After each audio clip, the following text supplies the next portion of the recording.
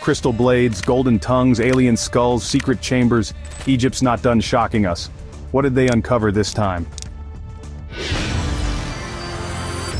Beneath the sands of Egypt lies a secret that's baffled explorers, archaeologists, and researchers for decades. Everyone knows the surface of the Giza Plateau, the pyramids, the Sphinx, the ancient tombs. But deep below it, hidden from tourists and kept away from the spotlight, is something far stranger. What some call a buried city. A vast, mysterious underground network carved right into the bedrock. This isn't some rumor whispered in back rooms. In the 1990s, Egyptian authorities allowed limited exploration under Giza. What was found shocked even seasoned experts. Chambers, tunnels, and entire stone-lined shafts, some stretching down more than 100 feet beneath the surface. Early explorers using ground-penetrating radar found long, horizontal corridors and voids that didn't match anything documented. One British team even claimed to have found a complete multi-level system with hallways leading in several directions, completely untouched. Some believe these tunnels are thousands of years older than the pyramids themselves. If that's true, who built them, and for what? There's almost no inscription, no clear cultural markers. Just long, cold passages that seem designed to go unnoticed. Even stranger, there's a complete media blackout on the topic today. Independent researchers trying to revisit the tunnels are often denied permits. Some say the Egyptian government, alongside international institutions, is sitting on something massive. Something that could rewrite everything we know about civilization's origins. In one case, explorers described finding a sealed underground chamber filled with ancient air, untouched for thousands of years. They were ordered to stop digging, cameras were taken, no official records were released. Since then, whispers of a subterranean city have only grown louder. Why would anyone go to such lengths to hide an underground complex? Why is no one allowed to continue the excavations openly? These questions hang heavy over Giza, right below the feet of millions of visitors. To this day, much of what lies beneath Egypt's most famous site remains locked away in silence. Roughly 150 miles south of Cairo in the El Minya region, archaeologists uncovered a tomb that seemed like hundreds of others, until they reached the final chamber. Inside was a skeleton with a skull that defied easy explanation. Its proportions were off-elongated, with a smooth cranial dome and oddly large eye sockets. Immediately, comparisons were drawn to the famously long-headed mummies of Paracas in Peru, but this one was in the heart of Egypt. Researchers were quick to suggest cranial deformation, an ancient practice where skulls were intentionally shaped during infancy. But here's the twist. No signs of binding were found. No pressure marks, no tool marks. Just a naturally fused, elongated skull, unlike any others in the region. It was buried alone, in a chamber surrounded by strange symbols carved directly into the stone. Not typical hieroglyphs, but abstract spirals and grid patterns that didn't match known Egyptian writing. The tomb itself was even more curious. Sealed tight, untouched for possibly 2,000 years, with no indication of royal affiliation. Yet the burial was done with precision. Whoever this individual was, they were important, but not Egyptian in the traditional sense. Some fringe theorists believe this could have been a foreign envoy, possibly even part of a forgotten elite race that predated dynastic Egypt. Others whisper something wilder, a non-human entity, honored and hidden. Is this skull proof of ancient contact with beings unknown, or a genetic anomaly buried with great care? The mystery deepens when you consider that the Egyptian authorities quickly sealed off the site. Photos leaked, but no formal reports followed, no museum displays, just silence. It's as if someone doesn't want us looking too closely. Just east of where the El Minya skull was found, back at the Giza Plateau, another enigma has kept researchers guessing for decades. The Sphinx, already wrapped in legend, may not be what we think it is. Beneath its paws lies a chamber, confirmed by multiple ground-penetrating radar scans, including a famous one by the Stanford Research Institute in the 1990s. The data revealed hollow spaces and corridors that shouldn't be there, yet they are. And they've never been excavated. Why not? That's the question that bothers everyone. The official line claims there's nothing of interest. But if that's true, why block access for over 30 years? Some researchers believe these chambers could be part of the same underground network as the Great Pyramid, possibly even connected to the lost subterranean city itself. Others go further, saying the chamber contains an ancient archive, possibly from a pre-flood civilization. The legendary Hall of Records, written about by mystics and seers for centuries. In 1996, the Egyptian Antiquities Authority allegedly denied permits to a team that wanted to drill into the chamber, citing risk of damage. But insiders claimed the real reason was pressure from international interests, and whatever lies beneath was already quietly explored and sealed again. What could be inside? A sarcophagus? Advanced technology? Ancient documents that rewrite history? No one outside the inner circle seems to know. But the data doesn't lie. The chamber is there. The entrances are blocked, and no one's allowed back in. It's as if the Sphinx, already a silent guardian, is protecting something beneath it. Something the world isn't ready to see, or something someone doesn't want revealed.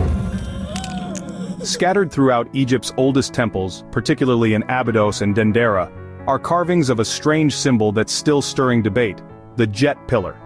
It looks like a vertical spine stacked with crossbars, almost mechanical in appearance.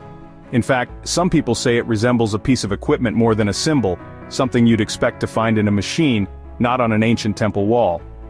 To traditional Egyptologists, the jet represents stability and eternal life. It's usually associated with the backbone of Osiris, the god of the underworld. But why the mechanical look? Why the almost electrical design?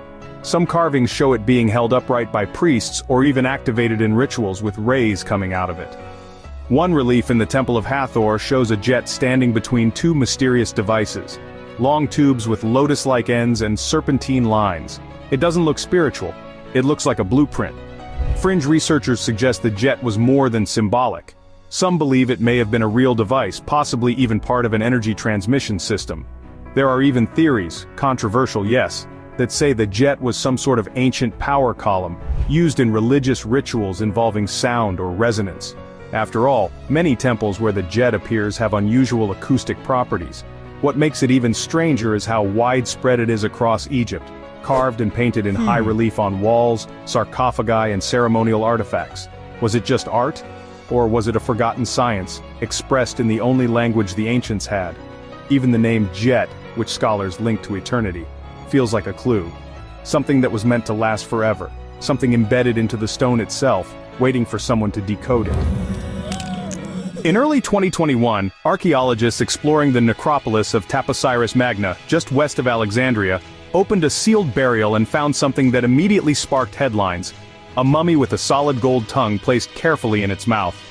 Unlike most mummified remains, which are often found stripped or looted, this one was intact. Even stranger, the body wasn't alone. Several others were found nearby, many with golden elements. Eye amulets, funerary masks, gilded decorations, but the tongue stood out. Thin, shiny, and shaped perfectly to sit in the mouth, not ornamental, but intentional.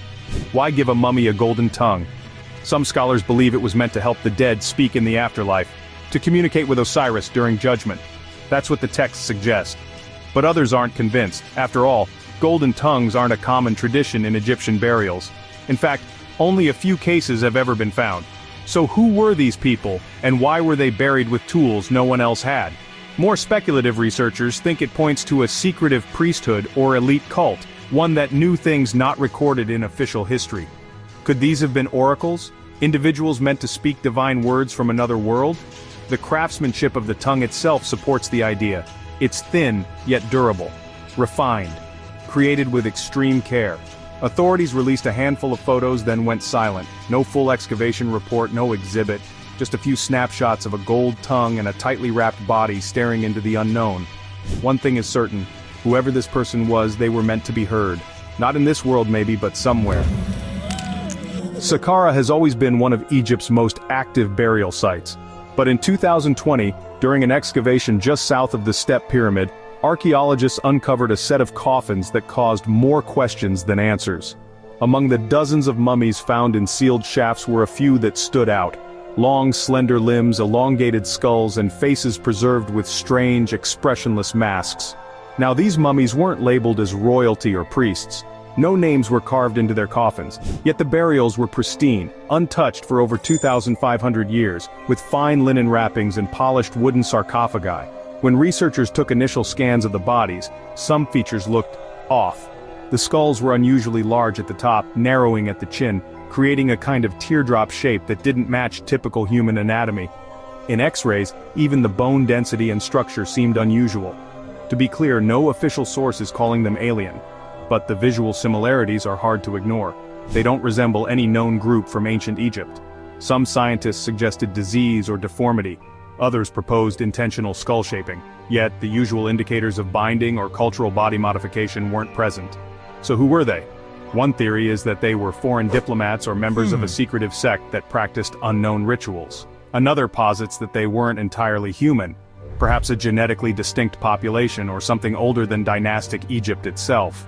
What makes the whole thing even stranger is the lack of follow-up. The discovery was headline news, and then it just stopped. No detailed autopsies released, no full reports. It's as if the entire thing was quickly wrapped up, boxed and hidden away. The images, though, are real, and once you've seen them, they're hard to forget. In the Temple of Hathor at Dendera, there's a carving that has fascinated scholars, astronomers, and mystery hunters for over a century. It's circular, dense, and packed with strange symbols, animals, star clusters, humanoid forms. It's called the Dendera Zodiac, and it's one of the oldest known star maps on Earth. The relief isn't decorative. It's a precise celestial chart, carved directly into the ceiling. It shows the signs of the zodiac, constellations, and planetary alignments, including configurations that match events thousands of years ago. What's odd is how much it resembles modern star maps. The orbits, positions, and celestial bodies appear in patterns that suggest astronomical knowledge well ahead of its time. Mainstream scholars say the Dendera zodiac reflects Greek influence during the Ptolemaic period, but others aren't so sure. Some patterns suggest observations that would have required telescopes. Others align with star formations only visible from different hemispheres, and the way it was carved, with extreme symmetry and cosmic balance, doesn't match the surrounding art styles of the era. Some researchers believe it may be a surviving fragment from a much older map, passed down, altered, or even recovered from a lost civilization. There are even stories, though undocumented, of matching star charts found deep in underground chambers. If that's true, the Dendera Zodiac isn't just art. It's a message, a record, maybe even a warning, and it forces us to ask, who were the true astronomers of ancient Egypt, and how far did their knowledge really go? Whether it was drawn from the stars above or something far more mysterious, it remains one of the most advanced celestial carvings ever discovered in stone. Beneath the Great Pyramid of Giza, not inside its massive stone body but carved into the rock below it, lies a structure few people have even heard of. It's been nicknamed the Spiral Chamber, and it doesn't show up on tourist maps or in most history books. But the clues to its existence come from high-precision scanning technology and old excavation notes that were quietly archived and nearly forgotten. Back in the early 2000s, a series of private ground-penetrating radar scans, some conducted by independent researchers, revealed a strange spiral-shaped cavity twisting downward beneath the base of the pyramid.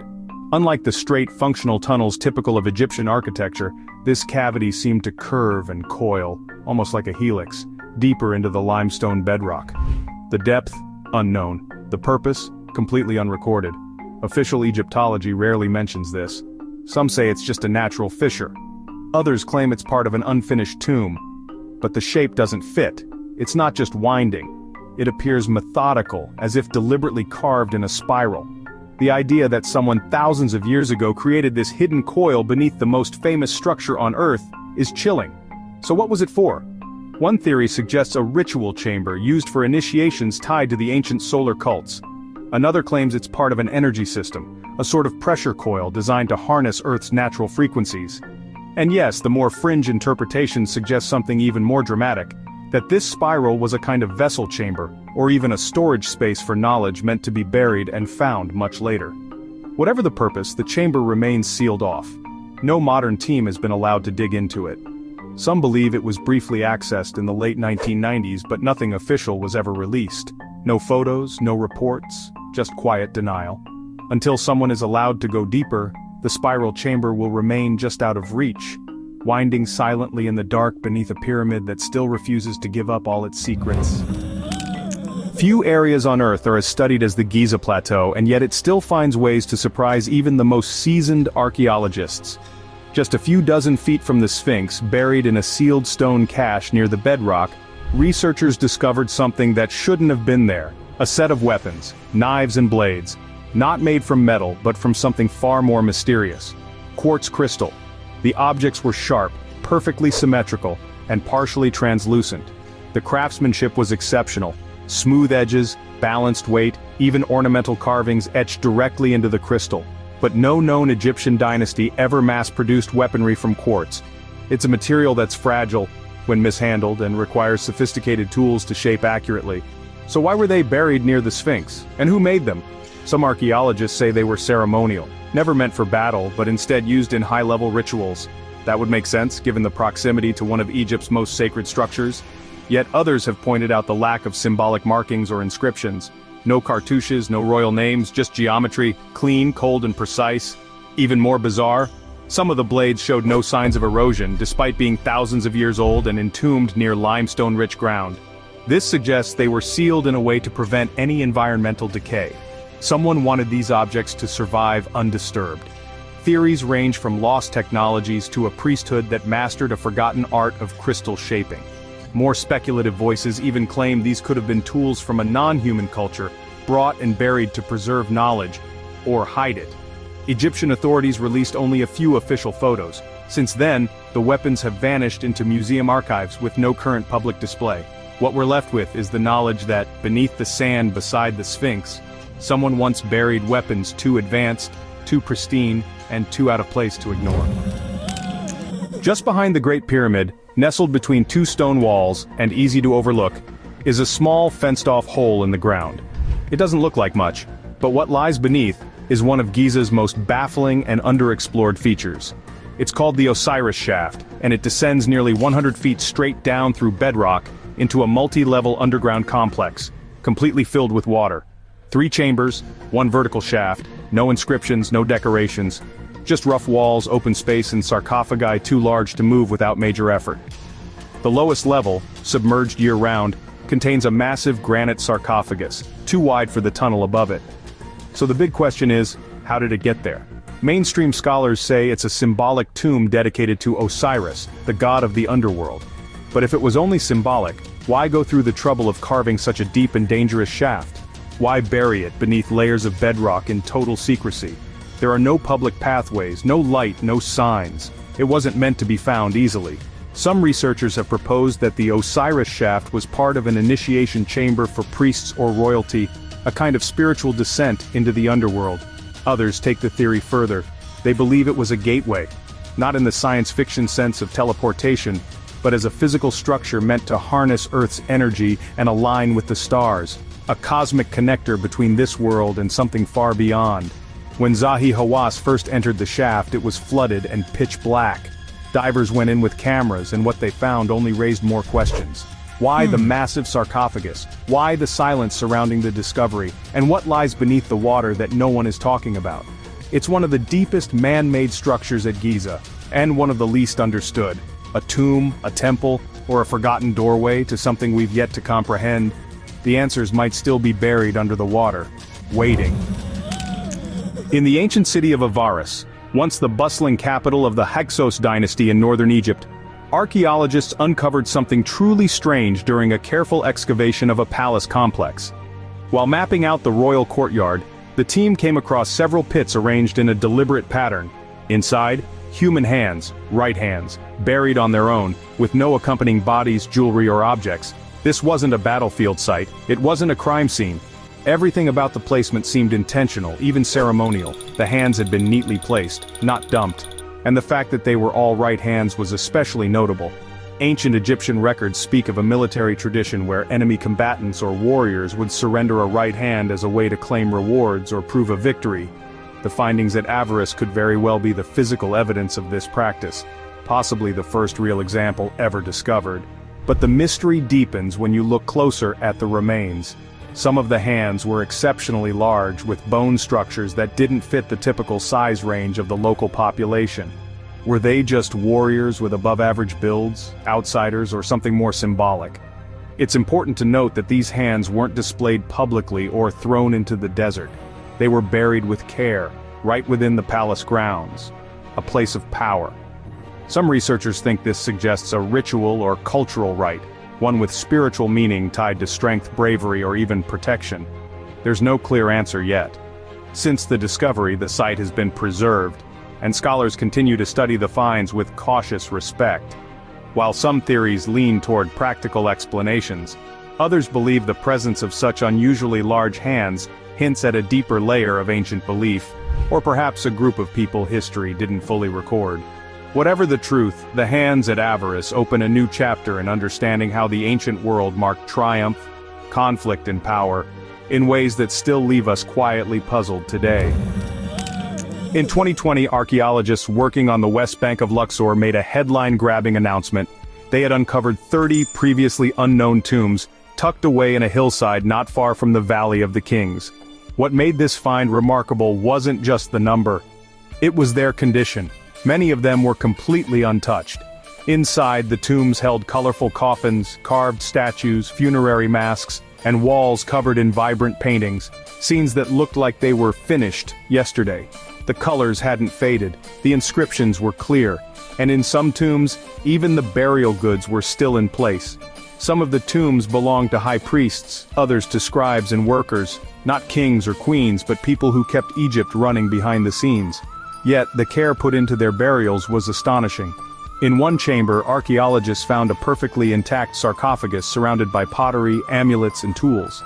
It had never been opened. What's fascinating is how hidden these tombs were.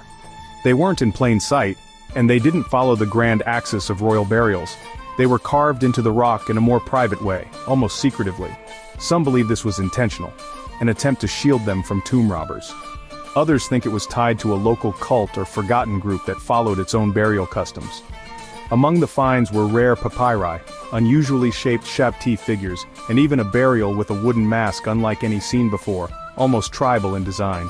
The tombs are now being carefully studied, but most of the discoveries haven't reached the public yet.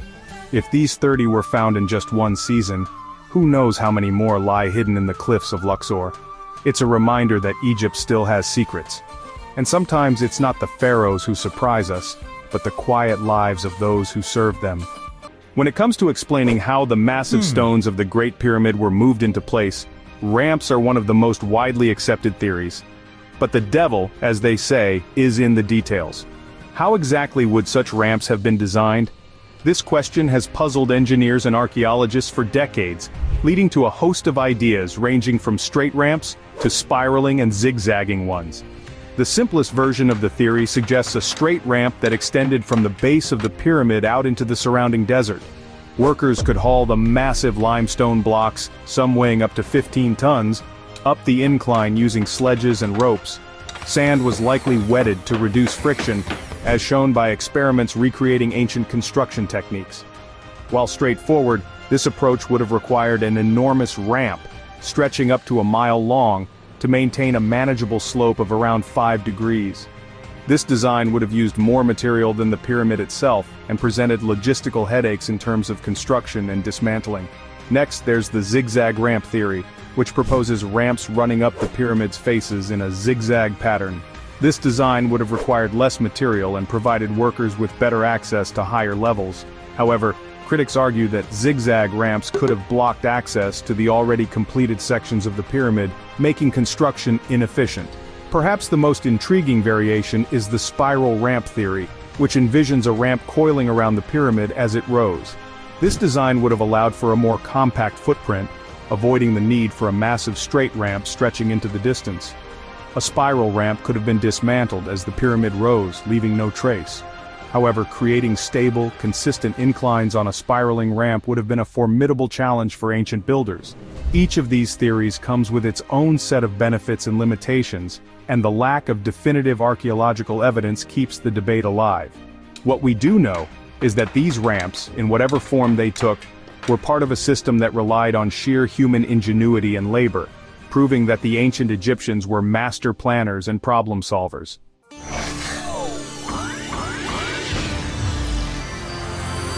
Let's step back and consider the simplest explanation: human labor. The ancient Egyptians didn't have cranes or motorized equipment, yet they constructed the Great Pyramid of Giza, an engineering marvel made from over 2 million stone blocks. How did they do it? For centuries, historians believed sheer manpower was the key. Workers used sledges to transport limestone blocks, which could weigh up to 15 tons. To reduce friction, evidence suggests they poured water onto the sand, as seen in ancient paintings and confirmed by modern experiments. By wetting the sand, they halved the effort needed to move these massive stones. But manpower alone wasn't enough. This was a highly organized effort. Archaeological digs have uncovered evidence of a bustling workers' village near Giza, complete with bakeries, breweries, and medical facilities. These weren't slaves as once thought. They were skilled laborers motivated by wages, food, and even national pride. But even this theory leaves questions unanswered. How did they lift those heavy blocks to higher levels of the pyramid? The ramp theories explored earlier provide part of the answer, but even so, the logistics and precision still seem almost superhuman. While ramps and manpower dominate most discussions, another fascinating theory suggests the ancient Egyptians might have floated the stones into place using water. This idea hinges on the proximity of the Nile River and ancient irrigation channels that might have been part of the construction process. According to this theory, the Egyptians used boats or wooden flotation devices to transport stones closer to the pyramid site. Once there, they could have utilized a network of canals and locks to elevate the blocks. Engineers and archaeologists have pointed out the practicality of this approach, as it would dramatically reduce the effort required to move such massive objects. Modern experiments with buoyant systems have shown this is not just plausible but surprisingly efficient. What makes this theory especially intriguing is the evidence for advanced water management systems in ancient Egypt. From sophisticated irrigation to the construction of the Karnak temple's water tanks, the Egyptians were clearly masters of hydrodynamics. While we may never know if floating stones was the key, the sheer ingenuity of this possibility is a reminder of how innovative ancient civilizations could be. Now let's dive into one of the more mysterious and debated theories. The idea that the ancient Egyptians didn't carve the stones at all, they molded them. Proponents of the stone softening hypothesis suggest that the builders may have had access to a chemical or biological process capable of turning stone into a malleable state, allowing it to be shaped and poured like modern concrete. Here's where this fascinating image comes into play. Imagine this. If the ancient Egyptians used such a technique, the resulting blocks could look something like this: smooth yet irregular surfaces, appearing almost fused together. Some researchers have even used computer modeling to propose what molded pyramid blocks might have looked like when hardened, hinting at a similar appearance to these dark gleaming blocks. This theory gains traction from unusual anomalies in the pyramid stones, such as microscopic air bubbles found in some samples, which are rare in naturally quarried rock. What makes this theory shocking is its implications. It would mean the Egyptians possessed knowledge of chemistry thousands of years ahead of its time.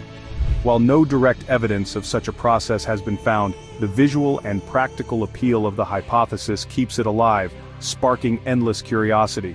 Could the ancient Egyptians have developed a liquid stone formula that modern science is yet to rediscover? The Great Pyramid of Giza isn't just a pile of stones, it's a mathematical masterpiece. Its design reflects astonishing precision, sparking endless fascination. For instance, the ratio of its height to the length of its base closely matches the golden ratio, which is 1.618, found throughout nature and art. Was this deliberate, or a coincidence? Many believe the Egyptians understood and intentionally used these proportions. Its alignment with true north is equally impressive, so precise that even modern tools would struggle to replicate it. Experts theorize they used the stars, possibly the North Star, to achieve this. And then there's the Orion's Belt theory. The pyramid's layout mirrors the three stars in Orion's Belt, a constellation tied to Osiris, the god of the afterlife, suggesting a cosmic and spiritual connection. Lastly, there's the pyramid's relationship to pi. Dividing its perimeter by twice its height gives a value remarkably close to 3.14159. Coincidence or evidence of advanced geometry? These mathematical and astronomical marvels make the Great Pyramid not just a physical wonder but a cosmic blueprint, a testament to ancient ingenuity and their connection to the universe. Could the ancient Egyptians have harnessed sound to defy gravity? While it may seem like science fiction, the theory of acoustic levitation suggests they could have used sound waves to lift the massive blocks used to build the pyramids. Modern experiments have shown that focused sound waves can suspend small objects in mid-air, using nothing but vibration and frequency. What if this concept wasn't new but rather rediscovered knowledge that ancient civilizations had mastered? Some researchers point to the precise design of the pyramid's inner chambers as potential amplifiers of sound. The King's Chamber, for example, with its massive granite blocks and unusual resonance, may have been more than a simple burial space. It could have served as a tool to amplify specific frequencies. The Egyptians were known for their understanding of harmony, as seen in their music and rituals. Could it be that they extended this knowledge to engineering? Perhaps they used carefully tuned instruments, chants, or other devices to generate the frequencies needed to lift or maneuver the stones. While there's no physical evidence to prove this theory, the possibility of ancient civilizations using sound as a construction tool is both thrilling and humbling.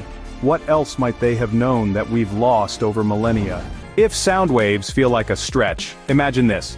What if the Egyptians had access to technology that negated gravity altogether? The anti-gravity device theory suggests that they may have used tools or methods to neutralize the immense weight of the limestone and granite blocks. Supporters of this theory often point to strange depictions in Egyptian art, like the Dendera light, a series of carvings that some interpret as representing advanced devices. While mainstream archaeology dismisses these interpretations as symbolic or religious, others believe they are visual clues about forgotten technologies. This theory doesn't just apply to Egypt. Around the world, ancient megalithic sites like Stonehenge or the massive stone blocks of Baalbek also seem to defy the limits of ancient engineering. Were the Egyptians part of a global network of knowledge, or did they independently discover a way to manipulate the forces of gravity? Some even suggest that anti-gravity devices could have been sacred tools, used sparingly and kept hidden for fear of misuse. Skeptics, of course, argue that no evidence of such devices has been found. But for believers, the absence of evidence is just another layer of mystery. Could the ability to control gravity be one of humanity's lost sciences, hidden beneath centuries of history? And now, let's turn the dial of mystery up a notch. Could the pyramids have been built not by the Egyptians of the past, but by humans from the future? The time travel theory suggests that the Great Pyramid, with its advanced mathematics, perfect alignment, and unexplained precision, might be the result of knowledge brought back in time. To some, it's the ultimate explanation for the seemingly impossible engineering feats of ancient Egypt. The theory gains traction because the pyramids don't just fit their time, they transcend it.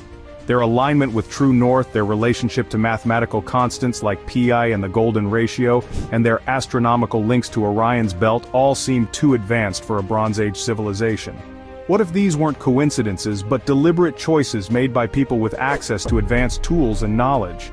Some even speculate that the pyramids were built to withstand the test of time as a message or monument for future generations, a breadcrumb trail left by travelers from an advanced civilization. While the idea of time travel remains firmly in the realm of speculation, it's hard to ignore how the pyramids seem to exist outside their era. Are they merely the result of unparalleled ingenuity, or could they represent something far more extraordinary? Whether the truth is grounded in ancient science or stretches into the fabric of time itself, the Great Pyramid keeps pulling us back, perhaps because it holds secrets even time can't erase. As we dive deeper into the mysteries of the pyramids, one of the most provocative theories emerges: the idea that they were designed or influenced by extraterrestrial beings. The basis of this theory lies in the sheer scale, precision, and complexity of the pyramids. How did a Bronze Age civilization, without cranes, lasers, or modern tools, achieve such seemingly impossible feats? Believers in the alien architect theory point to the alignment of the pyramids with true north, the perfect geometry, and even their connection to astronomical features like Orion's belt, as evidence of knowledge that seems out of reach for the time. One of the most compelling arguments comes from ancient Egyptian texts and carvings. Some of these depict mysterious gods descending from the heavens, often associated with advanced knowledge. Could these figures have been extraterrestrial beings sharing their technology with early humans? Skeptics argue these depictions are purely symbolic, representing deities or natural forces, but the uncanny resemblance of some carvings to spacecraft keeps the theory alive. If aliens were involved, it might explain how these massive structures were built with such precision. But the absence of hard evidence keeps this as one of history's most tantalizing mysteries. If aliens don't satisfy your curiosity, consider another fascinating idea. What if the pyramids were built by giants? Many ancient cultures, from the Bible to Hindu texts, reference races of giants who once walked the earth. Could these beings have been responsible for the construction of the pyramids? The massive limestone and granite blocks, some weighing over 70 tons, seem almost impossible to move with human strength alone. This theory suggests that the so-called impossible tasks may not have been so difficult for beings far larger and stronger than us. Supporters of this theory point to ancient myths and legends that describe giants building great cities, temples, and monuments. In fact, The Greek historian Herodotus, writing in the 5th century BCE, recorded stories of immense laborers constructing the pyramids. While mainstream archaeology attributes the work to skilled human labor, believers in this theory argue that such myths might hold a kernel of truth. The sheer size of the blocks, combined with the lack of evidence for certain tools, leaves just enough room for speculation. Could the giants of legend have left their mark in the sands of Egypt? But what if neither aliens nor giants were involved? What if the builders were human, but part of a civilization far more advanced than we imagine? The theory of lost ancient technologies proposes that the ancient Egyptians, or perhaps a predecessor civilization, had access to tools and knowledge that have since vanished. The precision of the Great Pyramid's construction, from its millimeter-perfect base to its incredibly straight internal shafts, seems difficult to explain with copper tools and sledges. Archaeological discoveries have hinted at advanced knowledge, such as the intricate carvings found in the Serapeum of Saqqara. The massive granite boxes there, cut with laser-like precision, suggest techniques that seem out of place for their time. Some researchers speculate the Egyptians might have used forms of early concrete to mold stones in place, or even employed unknown forms of machinery. Skeptics argue that the sheer skill and labor of the ancient workers could explain these feats, but the idea of forgotten technologies lingers. Could the pyramids be a testament to knowledge so advanced it was lost to time, leaving us only to wonder how far back human ingenuity truly goes? Among the most mysterious theories about the pyramids is their potential connection to Atlantis, the legendary advanced civilization described by Plato. According to the story, Atlantis was a technologically superior society that sank into the ocean thousands of years ago. Supporters of this theory believe that survivors of Atlantis carried their knowledge to Egypt, influencing the design and construction of the pyramids.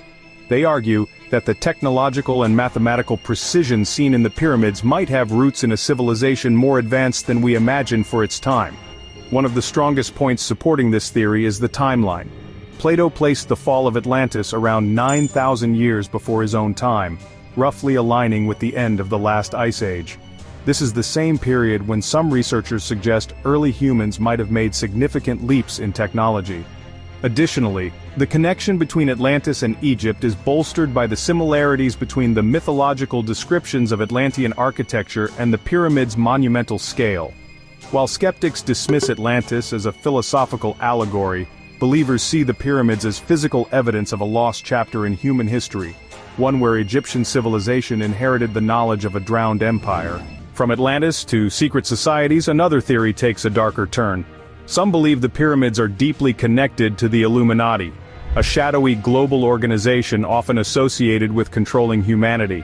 The theory suggests the pyramids were not only a marvel of engineering, but a symbolic structure tied to a centuries-old conspiracy. The triangular shape of the pyramids, resembling the Illuminati's iconic eye in a triangle symbol, has fueled this speculation.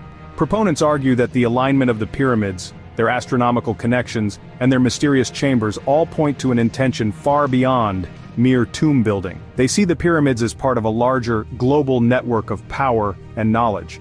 This idea is extended by pointing to other pyramid-like structures around the world, such as the ones in Mesoamerica and China, suggesting a shared or manipulated origin. Could it be that the pyramids are messages left by an ancient organization that later evolved into the Illuminati? While mainstream historians roll their eyes at this idea, the theory's allure lies in its boldness. It connects one of history's greatest monuments to a web of secrecy and control that stretches into modern times. In any case, the pyramids remain an enigma, and every theory, from ramps and sound waves to aliens, Atlantis, and the Illuminati, adds another layer of fascination. Each idea reflects our endless curiosity about the past and our place in the universe. The mysteries of how the pyramids were built are mind-blowing, but their secrets don't end there. Get ready to dive into the most unexpected, bizarre, and fascinating facts about these ancient wonders. You won't believe what's next. The Great Pyramid of Giza is a marvel of engineering, but what's even more astonishing is how fast it was built. It's estimated that this colossal structure, made from over 2 million stone blocks, was completed in just 20 years. Let's put that into perspective. That's roughly one block every 2 minutes, 24 hours a day for 2 decades. And we're not talking about small stones here. Some blocks weighed as much as 15 tons. Imagine moving that much material so quickly. To grasp the scale, consider this. The total volume of the pyramid is about 88 million cubic feet. That's enough stone to build a wall 10 feet high and 1 foot thick, stretching across the United States from coast to coast. And if that's not impressive enough, the pyramid's base covers an area of 13 acres. Roughly the size of 7 city blocks.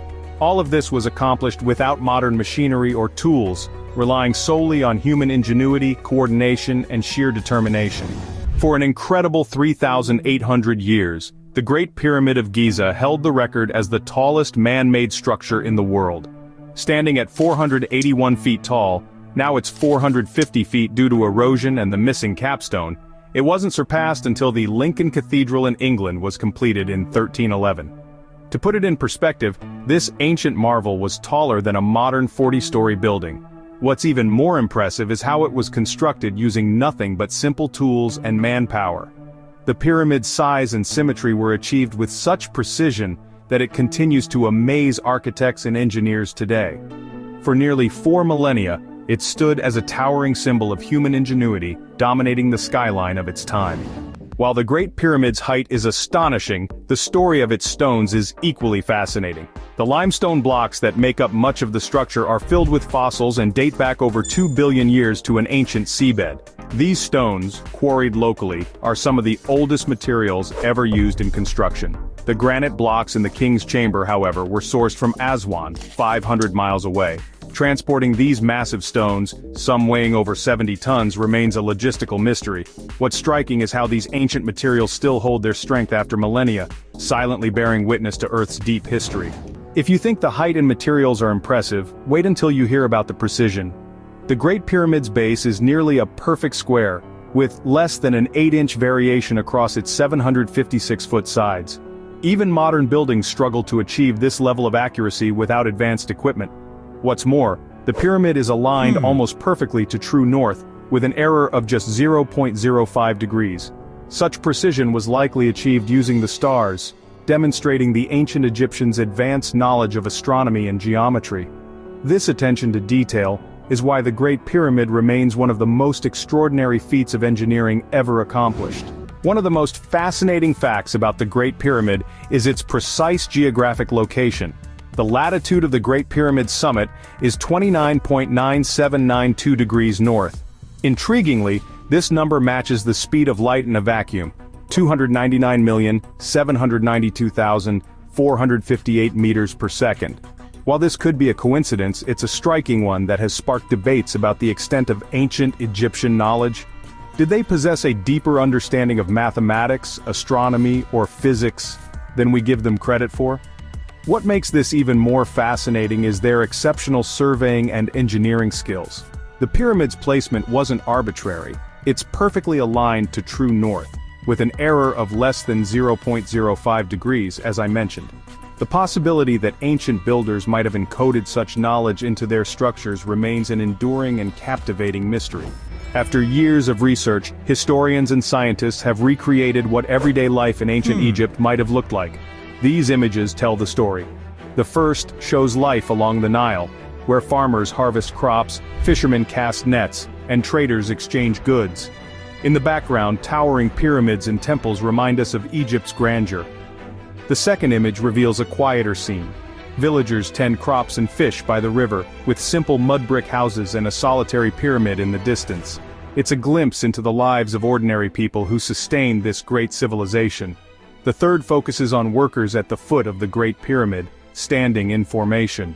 Their collective effort built one of history's most iconic structures, and this is just the beginning. Now we'll dive deeper into the mysteries and wonders of ancient Egypt. Let's begin. The Great Pyramid of Giza is not just an architectural marvel, it's a masterpiece of cosmic precision. Perfectly aligned with the cardinal points, north, south, east, and west, it deviates by less than a fraction of a degree, a feat that still baffles modern scientists. But what's even more intriguing is its connection to the stars. Many researchers believe the pyramid aligns with the Orion constellation, specifically the stars forming Orion's belt. In ancient Egyptian mythology, these stars were associated with Osiris, the god of the afterlife. This celestial alignment wasn't just symbolic, it was believed to be a gateway for the pharaoh's soul to ascend to the heavens. Standing beneath the pyramid's towering presence, One can't help but marvel at the blend of engineering genius and spiritual devotion that shaped its construction. This fascination with the stars, however, didn't begin with the Great Pyramid. Its predecessor, the Pyramid of Djoser, laid the foundation for such astronomical ambitions. Long before the Great Pyramid reached for the stars, the Pyramid of Djoser marked a monumental leap in architectural innovation. Built over 4,600 years ago in Saqqara, this step pyramid wasn't just the first of its kind. It was the first large-scale stone structure in human history. Designed by the legendary architect Imhotep, the pyramid was a departure from traditional mastabas, the flat-roofed tombs of earlier dynasties. Its tiered structure, rising in 6 distinct steps, symbolized a staircase to the heavens, mirroring Egypt's spiritual journey toward immortality. Imhotep's ingenuity didn't stop there. He introduced advanced techniques such as precisely cut limestone blocks, which would inspire future pyramid builders. While the Pyramid of Djoser showcased technical mastery, it also hinted at Egypt's growing ambition to leave an eternal mark on the world. Yet, even as these grand monuments stood the test of time, Egypt's rulers sought hidden sanctuaries for their final resting places, a desire that culminated in the Valley of the Kings. The Valley of the Kings, a barren stretch of desert near Luxor, is shrouded in mystery, with many of its secrets still buried beneath the sands. This sacred site served as the final resting place for Egypt's New Kingdom pharaohs, including the famed Tutankhamun. Unlike the towering pyramids, these tombs were hidden deep within the cliffs, their entrances camouflaged to protect the treasures inside. Yet despite these efforts, many were looted in antiquity. However, archaeologists believe that dozens of tombs remain undiscovered, their chambers holding untold treasures and insights into ancient Egyptian life and beliefs. Each excavation in the valley raises more questions than answers, fueling speculation about what remains hidden. Could there be a lost tomb belonging to a powerful queen, or a forgotten pharaoh? The Valley of the Kings is a reminder that Egypt's ancient past is far from fully revealed. Among the known rulers, one stands out, a woman who broke barriers to claim the throne. Before Hatshepsut's celebrated reign, Sobekneferu paved the way as Egypt's first confirmed female pharaoh. Ruling at the end of the 12th dynasty, around 1806 to 1802 BCE, Sobekneferu shattered traditions by stepping into a role long dominated by men. Her name, meaning the beauty of Sobek, reflected her devotion to the crocodile god, a symbol of strength and fertility.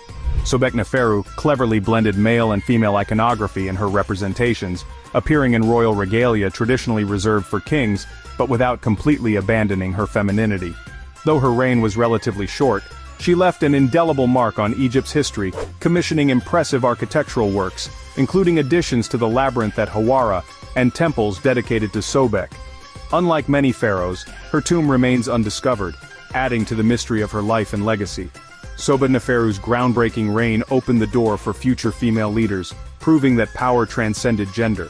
But while she revered the crocodile, one later ruler shocked Egypt with his disdain for another sacred animal, cats. Cats were sacred in ancient Egypt, symbolizing protection, grace, and even divinity, as they were associated with the goddess Bastet. Yet one pharaoh, Cambyses II of Persia, who briefly ruled Egypt after his conquest, reportedly loathed them. Historical accounts suggest Cambyses exploited Egypt's reverence for cats during his invasion by ordering his soldiers to use live cats as shields, knowing Egyptian warriors wouldn't dare harm the animals. This cunning strategy allegedly contributed to his victory. Cambyses' disdain for cats stood in stark contrast to the Egyptian adoration of these creatures, which often lived in households as cherished family members. The pharaohs themselves revered cats, with some being buried alongside mummified felines as guardians in the afterlife.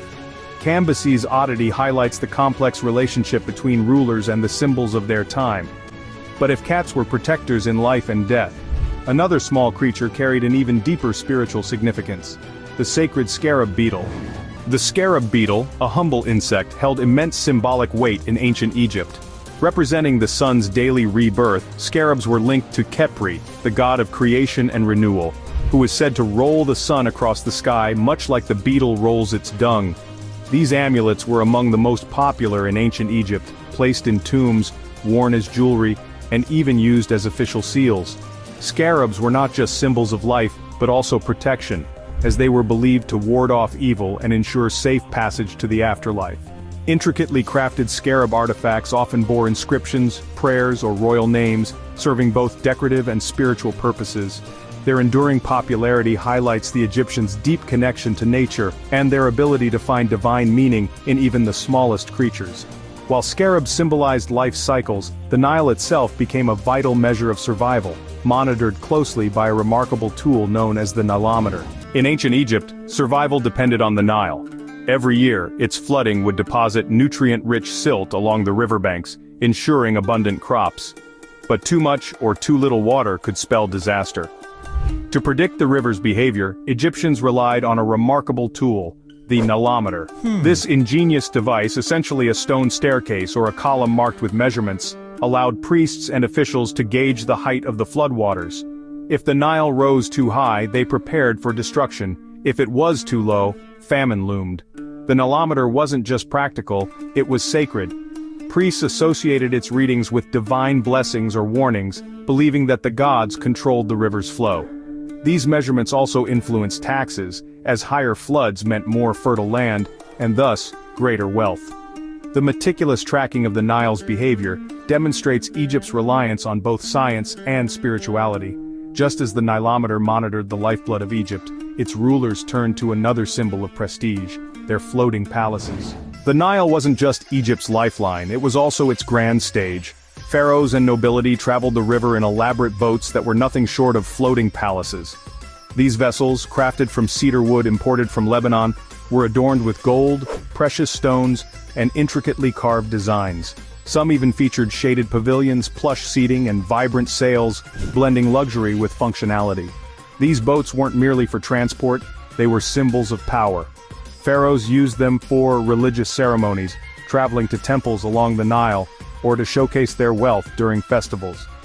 One such vessel, believed to belong to Pharaoh Khufu, was discovered near the Great Pyramid.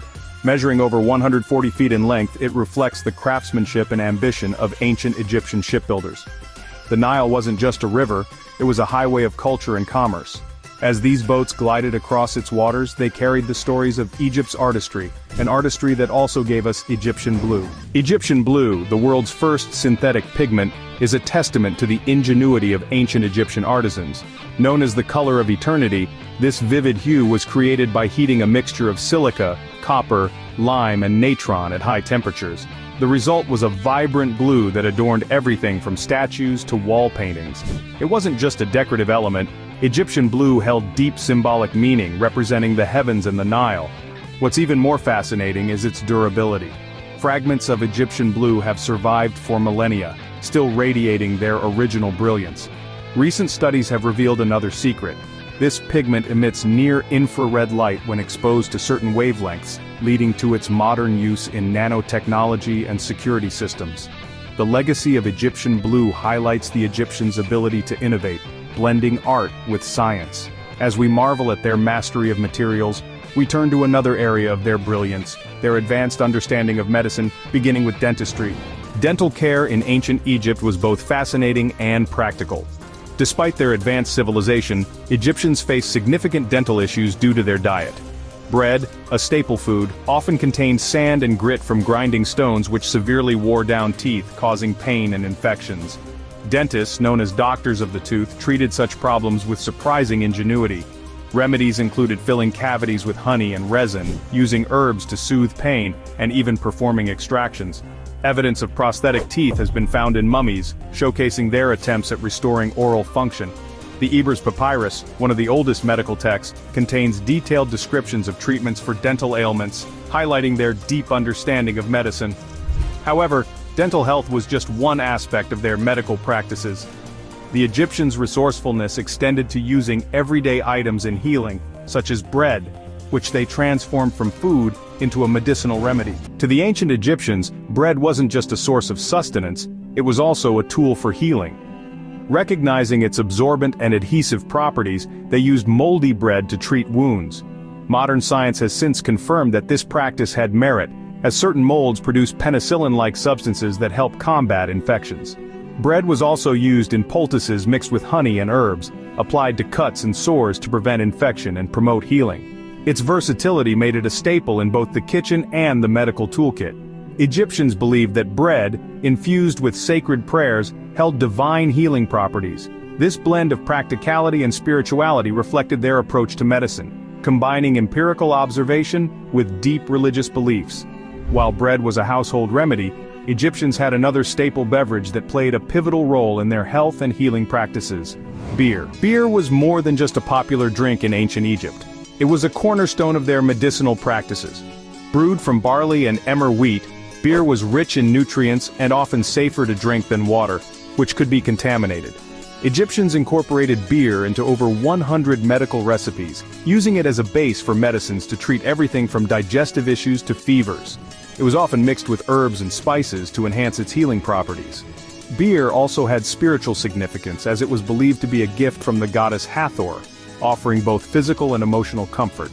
Laborers building the pyramids received daily rations of beer, not only for sustenance but also as a form of reward.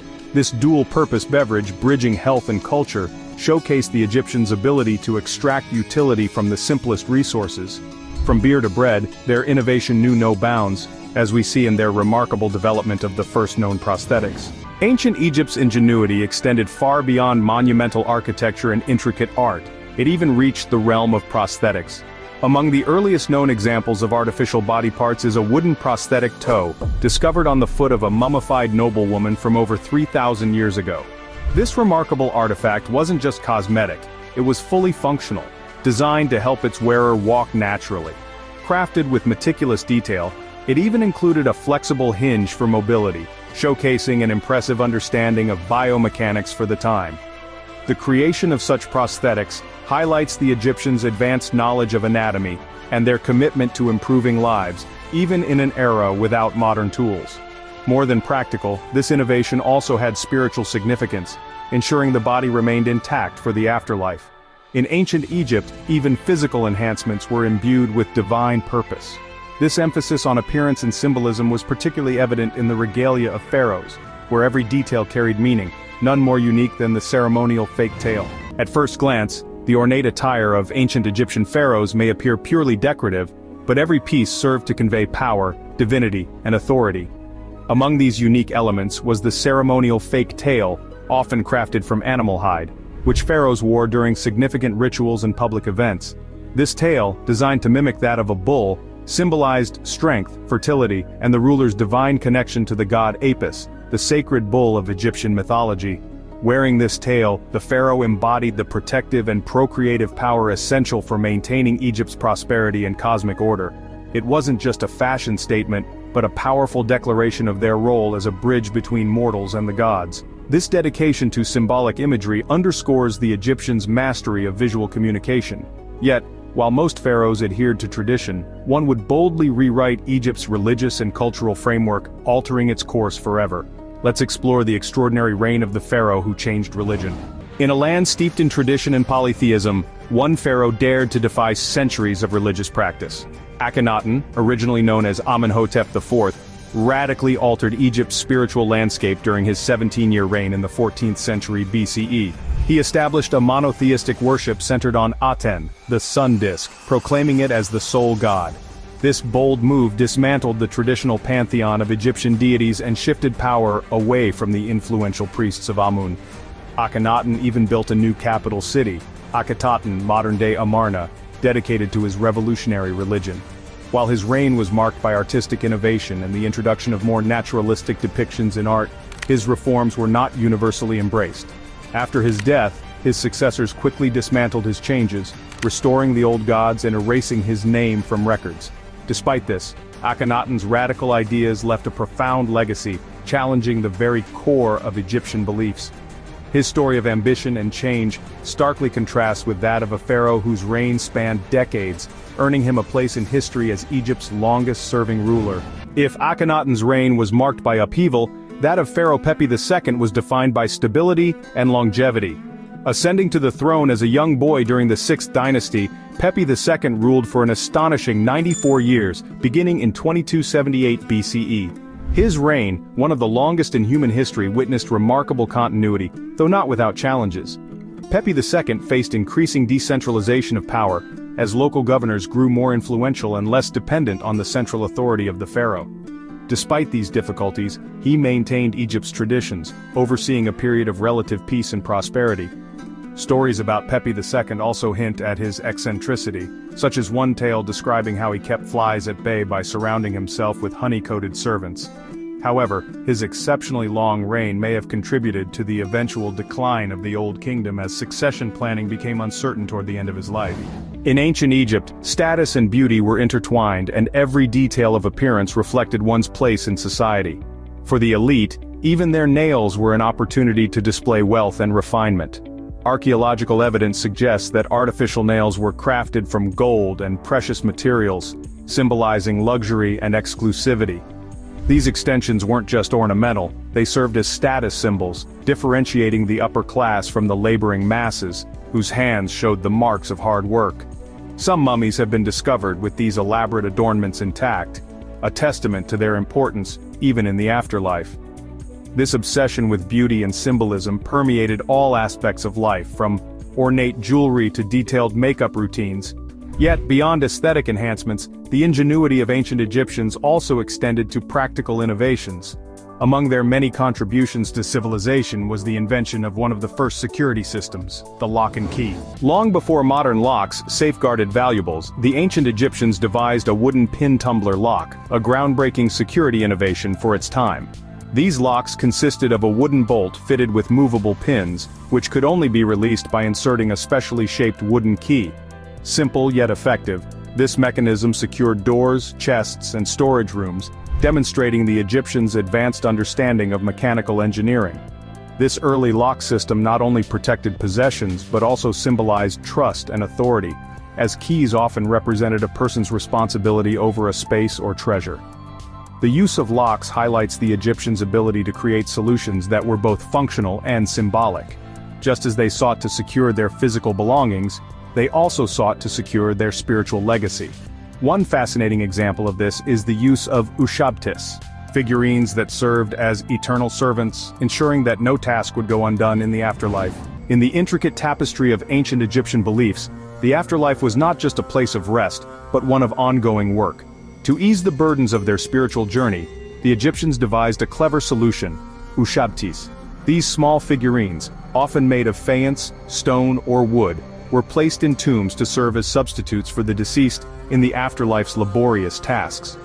Inscribed with spells from the Book of the Dead, ushabtis were activated to perform duties such as farming or irrigation whenever the deceased was summoned by the gods. Wealthy individuals and royalty often included hundreds of these figurines in their tombs, ensuring they would never lack for assistance. Beyond their practical purpose, ushabtis were also works of art, adorned with intricate details that showcased the craftsmanship of their makers. These figurines served as a testament to the Egyptians' desire to control and prepare for every aspect of their eternal existence. Just as they sought perfection in the afterlife, their earthly monuments reflected the same ambition. This pursuit of perfection is strikingly evident in the original appearance of their pyramids, which were once dazzlingly white. That's about it. Write in the comments which fact about ancient Egypt seemed the most interesting to you. For more useful information, watch other videos.